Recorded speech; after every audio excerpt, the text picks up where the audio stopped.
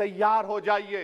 ये हुकूमत जो करती है ना, ये दोबारा दोहराएगी और हम तारीख में देखेंगे कि खुदा ना खास्ता चेन्नई को, अहमदाबाद को, बेंगलुरु को, हैदराबाद को यूनियन टेरिटरी बनाएंगे ये लोग। ये कश्मीर में तो एक एग्जाम्पल बना दिए, यहां तक तजुर्बा किया गया। आज ये सब बैठकर थाली मार रहे हैं। जब लखनऊ यूटी बनेगा, जब बेंगलुरु यूटी बनेगा, जब मुंबई यूटी बनेगा, उस वक्त हाय हाय करेंगे। ये कंसिस्टेंट पॉलिसी आपकी है। इसीलिए सर, मैं होम मिनिस्टर से जो सवालात किया हूं, मैं आपसे असाउद्दीन ओवैसी जी।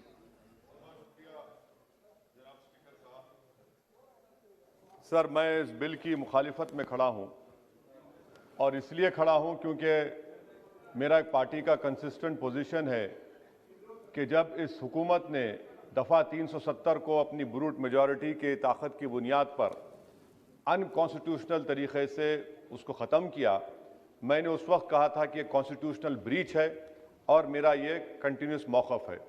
सर, मैं इस बिल की मुखालिफत इसलिए भी करता हूं क्योंकि इसी ऐवान में खड़े होकर वज़ीर दाखिला ने कहा था कि ये हुकूमत जल्द से जल्द रियासत जम्मू कश्मीर के स्टेटहुड को बहाल करेगी।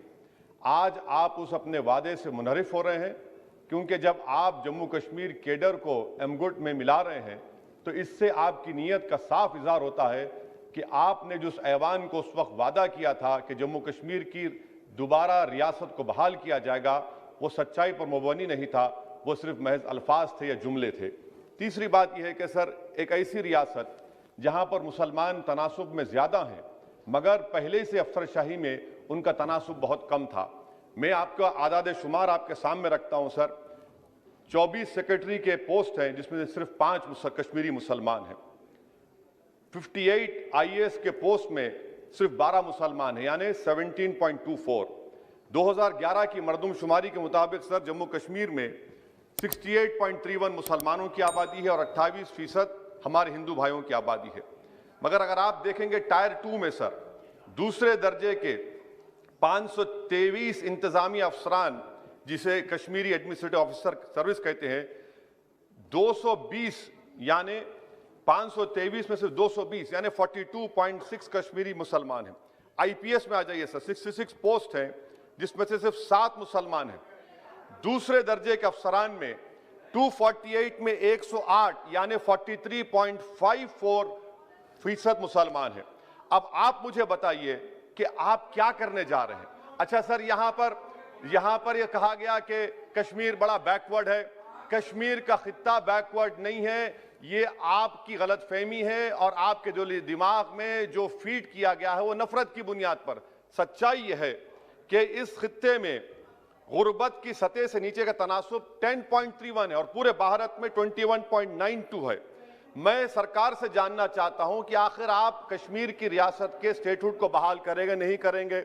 चौथा बात यह कि आपकी गलत फैसले की बुनियाद पर दूसरे ऐवान में एक भी कश्मीरी रुकने पार्लियामान नहीं है। यह हमारे मुल्क की, भारत की तारीख में तीसरी मरतबा ऐसा हुआ है।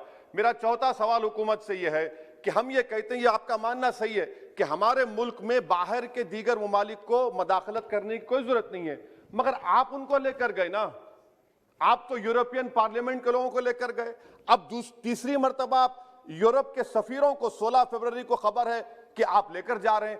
आखिर ये FDI नहीं है, क्यों यूरोप के लोग कश्मीर जाएंगे? आप एक ऑल पार्टी मीटिंग लेकर जाइए ना डेलीगेशन को। आप यूरोप के डेलीगेशन को कश्मीर लेकर जा रहे हैं, क्या आप चाह रहे हैं मदाखलत करना? इसको इंटरनेशनलाइज आप कर रहे हैं।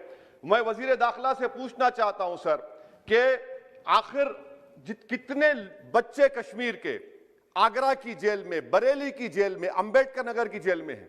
मैं आपको एग्जाम्पल दे रहा हूं, खत्म कर रहा हूं स्पीकर साहब, कि बिलाल अहमद एक कुपवारा का बच्चा है, अमर सिंह कॉलेज श्रीनगर का है, 1600 किलोमीटर दूर श्रीनगर से जेल में है। उसके वालिद ने 25,000 रुपये की अपनी गाय को बेचकर गया, हाईकोर्ट में गया, हाईकोर्ट ने फैसला दिया कि उस बच्चे को श्रीनगर ट्रांसफर करो, एग्जाम लिखाओ, आप उसको नहीं मानते।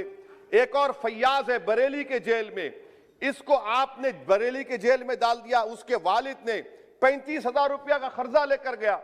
अब बताइए आप, नवीद है बारामुल्ले का, कहां से ये अपनी जमीन बेचकर उसके वालिद गए।